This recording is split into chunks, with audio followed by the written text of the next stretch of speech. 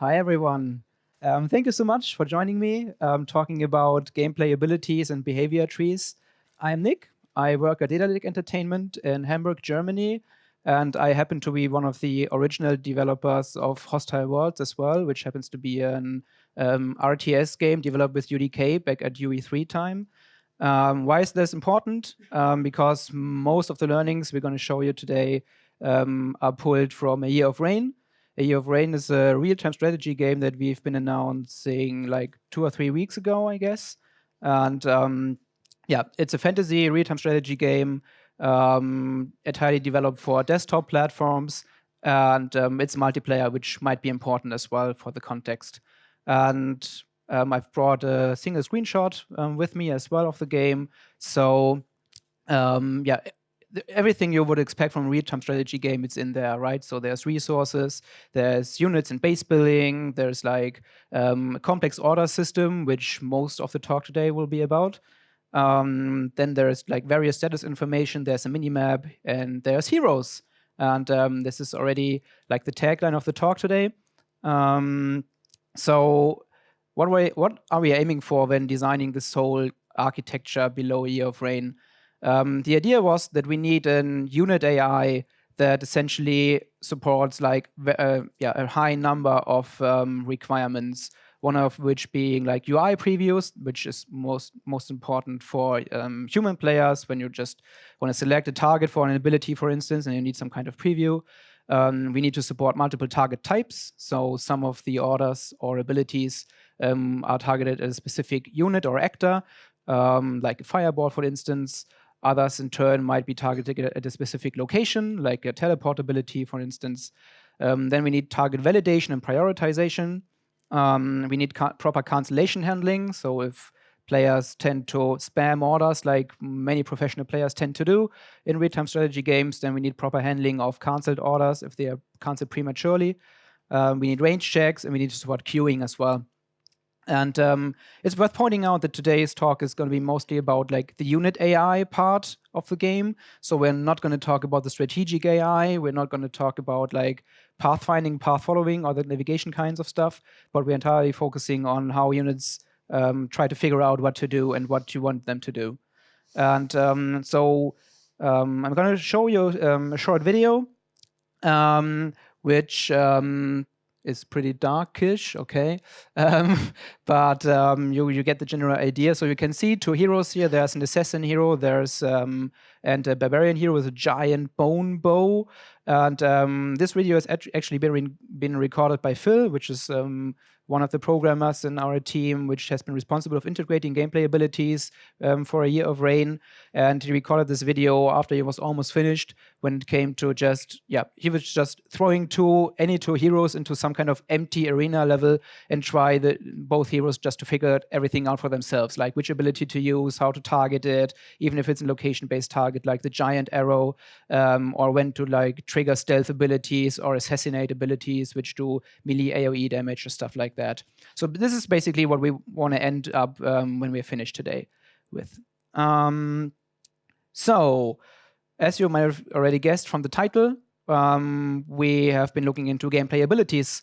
And you might wonder, what is that? So gameplay abilities is actually a plugin that is shipped with Unreal Engine. So I have heard rumors that it has been part of the core engine for up until like 4.9. Don't want to say anything wrong here, but it's been split out into a plugin, which makes sense, I guess, because there are actually games out there that don't use gameplay abilities. So moving into a plugin actually makes sense. And gameplay ability is about, I'm shamelessly quoting from the official documentation here, is about being a highly flexible framework for building abilities and attributes. So you can think of attributes of all kinds of stuff related, what you usually would put into U properties, stuff like maybe health or damage and stuff like that. And so gameplay abilities by itself comes with already fulfilling a lot of requirements, including active and passive abilities, status effects that you can apply to units like buffs or debuffs, cooldown timers and resource costs, think mana, for instance, ability and effect levels. So if you got some kind of hero which is able to ramp up gradually while just gaining experience points and stuff like that, gameplay abilities got you covered. Playing particle effects, sound effects, animations, all the kinds of stuff that are just in there for giving players feedback about what's happening in the game. And also it's developed with highly efficient ways for networking as well. So it has been developed originally by Epic for Paragon, and it's been around since then. And here's an example for this. This is one of our more basic abilities. And then I'm able to point at 2 screens at the same time. Great. So you can see this is the basic blueprint graph that comes with the gameplay ability. And when the gameplay ability is activated for whichever reason, then you can do like all kinds of things. And in this particular case, we start by playing an animation. This animation is usually in this particular case, some kind of a cast animation. So we're looking at a simple bless ability. It's called like that in A Year of Rain, which is just about buffing a friendly unit. And so the Paladin, which owns this ability, plays some animation until it hits some special animation notify. And if it does, and is not prematurely cancelled, which would be this path, if it does hit that notify, then there's a node called committability. Committability is part of gameplay abilities framework already, and is responsible of making sure that the ability and all its preconditions are still valid, as in, is our unit still alive, for a very basic requirement, and is the target still alive, stuff like that. And if all of this works out, then we are going to apply some gameplay effect to the target, which is made up by a gameplay effect spec, which basically just says it's the bless gameplay effect, which is caused by the bless gameplay ability. And in this particular case, the effect that we want to apply pulls as level from the triggering ability. And it's applying it to the target that was specified when triggering the ability as well. And after that, we are executing a gameplay queue. And this is what I was referring to when I was talking about animations, particle effects, audio, and all that kinds of stuff. And gameplay abilities is already covered you with this one as well. I was mentioning that earlier, especially when it comes to networking. So just calling execute gameplay queue on the server will make sure that all connected clients will be able to see this animation, will see the particle effects and stuff like that. And then you have to manually call the end ability. Never forget that. Otherwise, the ability is going to be active indefinitely. So, you have to do this. And so this is just a basic example of how to build a pretty basic ability with gameplay abilities. Now that we are not controlling our units directly as a player in a real-time strategy game, it's not like we are just pushing WASD and or triggering abilities directly and aiming with a crosshair at our target and stuff like that. There's obviously unit AI involved as well. So each unit in A Year of Rain is just a simple pawn, which is controlled by an AI controller, actually, not by a player controller. And these pawns are driven by behavior trees. So what are behavior trees? Behavior trees have been around for quite a while. I think they became popular around like 2003-ish with Halo. And so they might have been around for much longer, but still, I think this was the time when they became most popular, and have been integrated into Unreal Engine as well. So this is a module shipped with UE4 as well, and it's a pretty powerful tool for driving AI agents because it's super flexible and has a structure that essentially allows you just to recombine behaviors whenever you want to, and still being pretty readable. And this comes from the idea that we've got like the inner nodes in a behavior tree. We're going to see an example in a minute. So the root node and all nodes below will actually be used for actually deciding what to do, and the leaves, which happen to be at the bottom in most visualizations, are the actual actions carried out. And some of these nodes might have to exchange data in some kind of way. And this is usually done using a blackboard, which is basically just a map of key value pairs, but it's called blackboard for some reason, which is attached to each specific AI agent. And so this is an example, very basic example of a behavior tree, which is the behavior tree for our construction order in A Year of Rain. So for those of you who are not familiar with behavior trees yet, this is a sequence node. This is one of the very basic composite nodes. This is common across behavior trees, across all engines, across all implementations of behavior trees. And a sequence basically says, do all of the children in order. So yeah, in this particular case, it will first move to the target location of the order where to build the where to construct the building, and then if that succeeds, will actually begin construction of the building. And sequence also means that if any of the children fails, then the whole sequence will fail immediately as well. So in the particular case where there's no path to the target location, or where just the cast becomes invalid on the way while following it, for instance, because something's blocking our way, then the sequence, or so in this particular case, this node will fail and cause the whole sequence to fail. So the unit will not just start constructing where it is, or all of a sudden, or stuff like that. And so now that we've got all the basic concepts in place, we might take a look at how we implemented our order system in a year of rain, because before drilling down into how we actually combine both of this with abilities. So an order in a year of rain has just some very basic properties like a name, description, icon, all the kind of UI stuff. It has a behavior tree. You might have already guessed that. And so yeah, it's worth noting that each individual order has an individual behavior tree associated with it. Yeah, this helps us to keep the complexity down and to keep like iterating and fixing bugs with orders in isolation without breaking other orders. There's order previews involved, as I already mentioned earlier. So for human players, this is most important. AI players don't care about previews, but our human fellows really love ability previews to get a basic idea of ranges and AOE circuits, stuff like that.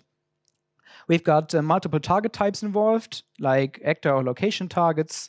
There's also abilities that don't have any target because, for instance, they might be just always applied to yourself, like buffing your own weapon and having it go up in flames.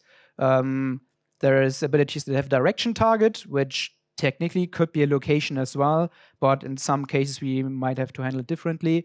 And there's passive abilities, which obviously don't need a target. We also have different group execution types. Which means that when you have a set of units selected and you give a specific order, sometimes you expect all of them to execute that order, like stop, for instance. You'd always expect your whole army to stop immediately if you issue that order. But other orders, for instance, abilities, you sometimes don't want all of them to execute them at once. We're going to see an example for that later. Then we've got what we'd like to call an order process policy. Some of the orders are instantaneous, some others can be cancelled by the player, and some others can never be cancelled except for like from some divine intervention, like some other special code kicking in. Then there is target or source and target validation. So we've got two virtual functions for our orders, which are called can-obey-order, which basically validates the source or the unit that you are ordering. And as well a target, which validates the target of that order. And how do we do that? We are actually using gameplay tags for this. So each order comes with a set of tags that are required on the source and tags that must not be applied to the source, and the same for the target. And for those of you who are not familiar with gameplay tags, what is gameplay tags? Gameplay tags are part of plain Unreal Engine as well. They are heavily used throughout gameplay abilities, but they are not part of gameplay abilities. So you're free to use gameplay tags whenever you want, even without using gameplay abilities.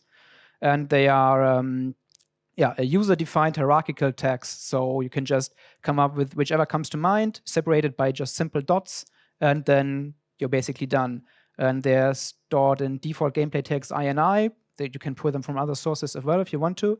And there's various functions in the engine that allow you to query for specific gameplay tags or even combination of tags, which are called gameplay tag containers.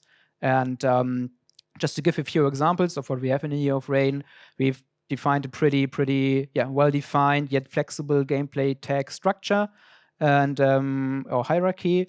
For instance, we've got status tags, which are split up into permanent and changing status tags. Again, this doesn't make any difference to any part of the game. It just helps our human minds to just handle the whole complexity of the whole system.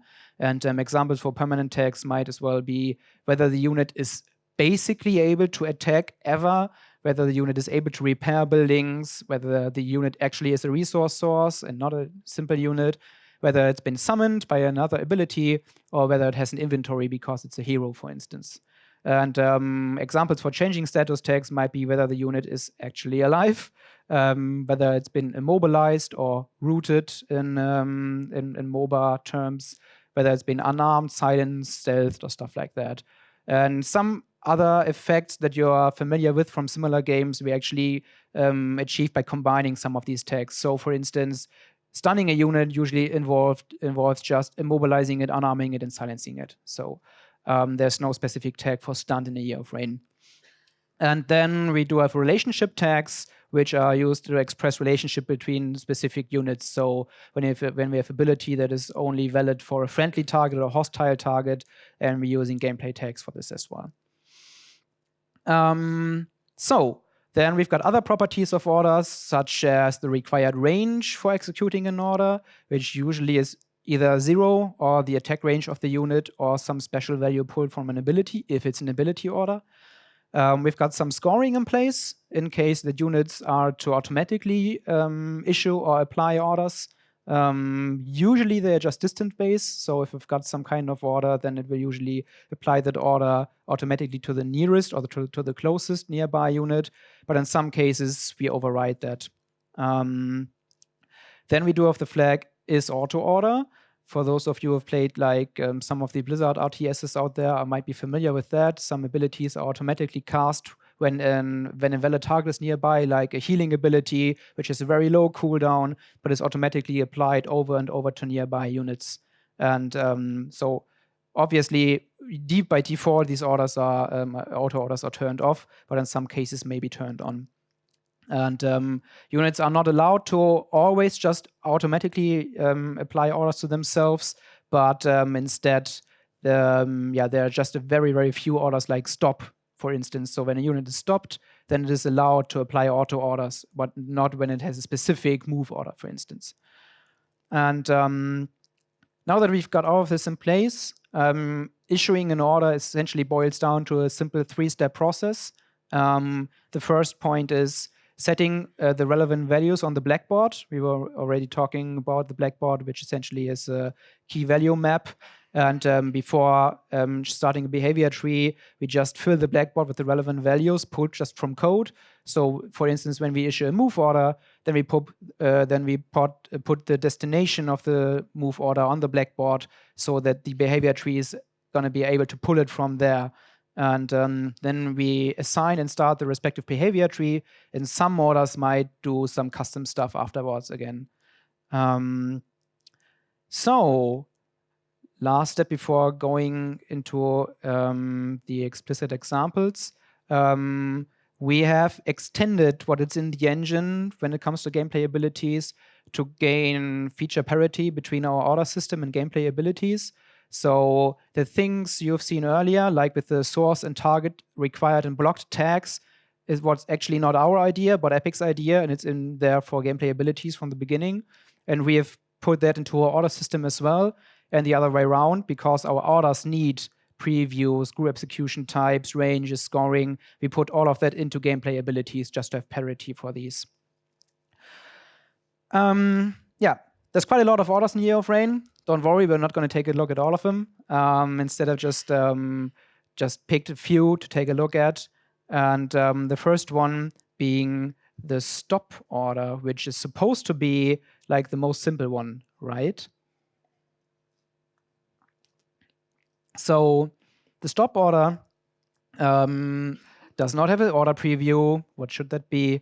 Doesn't have a target. Is always executed for all selected units. It can be cancelled, but really doesn't matter. If you cancel a stop order, you get a stop order. That's it. It requires the unit to be alive, which is just for consistency reasons. I don't think actually that there's anything keeping us from issuing orders to stop orders to dead units, but it makes things more consistent across the whole base. Because there's no target, we don't require any target tags. It doesn't have any range. It doesn't have any non-default scoring.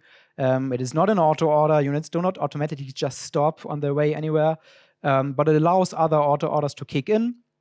And yeah, just issuing the stop order just runs the basic process we just outlined. So it fills the blackboard with nothing and then switches to behavior tree and starts the new behavior tree. And ironically, the behavior tree for the stop order is one of the most complex ones in the entire game. So we're not going to take a look at that in detail. But the reason for that is that while units are idle, so they have the stop order, there's all kinds of other things that might be going on here. So they have to retaliate when attacked. They automatically acquire nearby hostile targets when they want to. They chase these targets during their own chase radius. They return to their original location if the units they're chasing runs off too far, and all the kinds of stuff. So let's not take too close look at this one. So this is actually really one of the most complex ones in the whole game. So let's move over to the move order instead. The move order, I've just highlighted the differences, so we don't have to run through the whole table over and over again. The move order has a different target type, which happens to be a location, and has a source blocked tag. Our units are not allowed to move anywhere when they are immobilized. So when anything applies the immobilized tag to a unit, it keeps it from moving anywhere. And everything else is just the same. And this is the behavior tree for the move order, which is much simpler. Actually, right here, we have a selector, which happens to be one of the other composite nodes in behavior trees. In this particular case, it doesn't make any difference whatsoever. It could be a sequence as well. But a selector is essentially just the contrary of a sequence. So the selector will also execute all of its children in order until the first one succeeds. So for those of you just wrapping their minds around this, you can also think of a sequence node as a logical AND. It tries to execute all the children until one fails. And the selector node as a logical OR. It executes all the children until any succeeds and then returns immediately. In this particular case, it just has a single action node, which is called move2, and from there already navigation takes over. So at this particular point, the built-in navigation system of Unreal Engine kicks in, tries to find the path, and starts following that path if some is found. So attacks. Attack orders have a different target type again, which happen to be an actor in this particular case. And there's a lot of more tags going on here. So we've got source tags requires they can attack. So some units are unarmed by default, like buildings, for instance, usually don't have an attack except for towers. And so you can never issue an attack order to a default building. But attacks can be blocked by applying tags like the unarmed tag to a unit, or by applying the constructing tag. This is actually referring to towers again, because while our tower building is under construction, we don't want them to attack enemy units. And I have to admit this has not been in there all the time. So yeah, at some point we had towers attacking enemies while they were still under construction. The target of an attack order has different requirements than the ones we've been seeing before. So the target is still to be alive. It has to be visible with respect to fog of war, for instance, or with respect to stealth. The target must not be invulnerable, and the target must not be friendly, which usually makes sense, I guess. The range of an attack order is basically pulled from the range of the unit.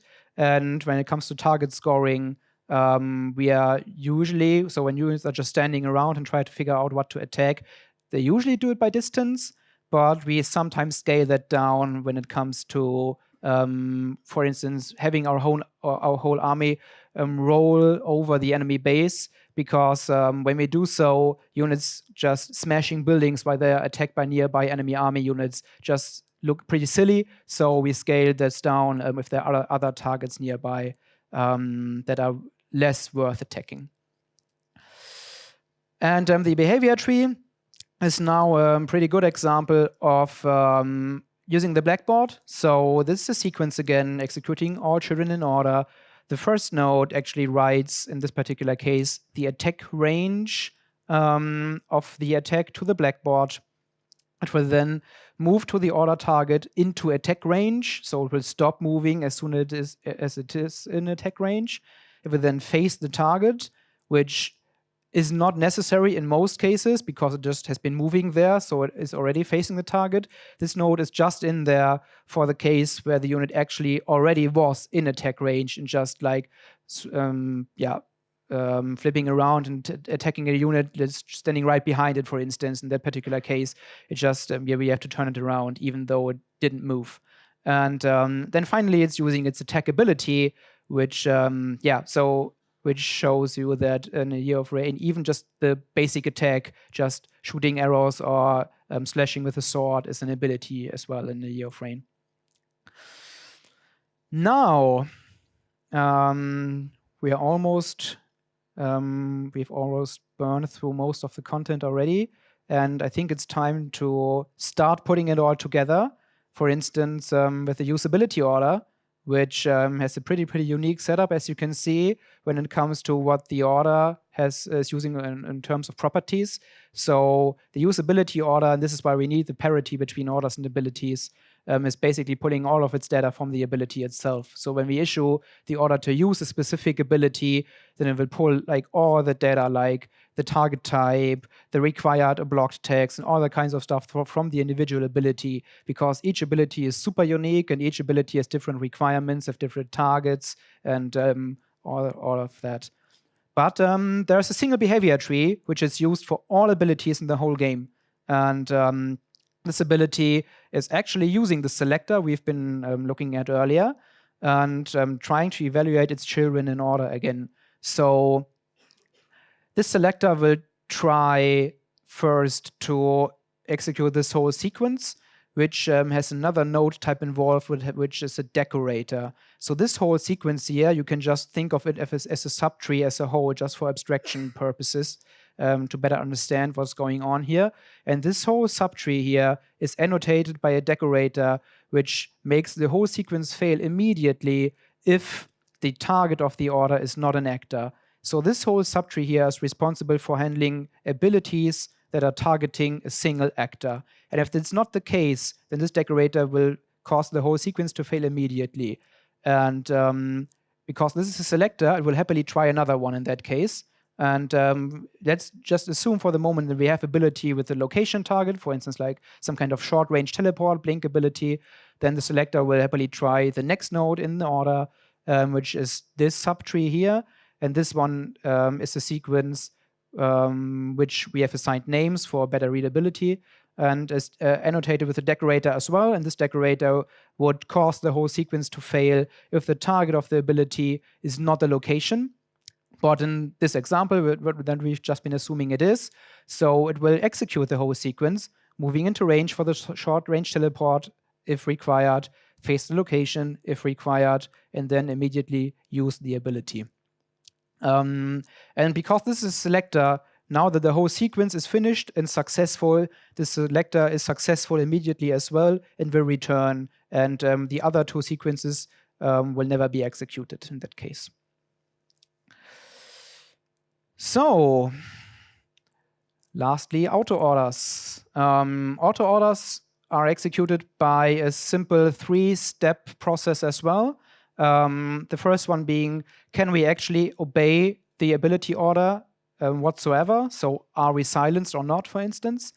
Then we try to find all nearby targets within our acquisition radius. This is another special radius our units have, in which they are able to acquire targets.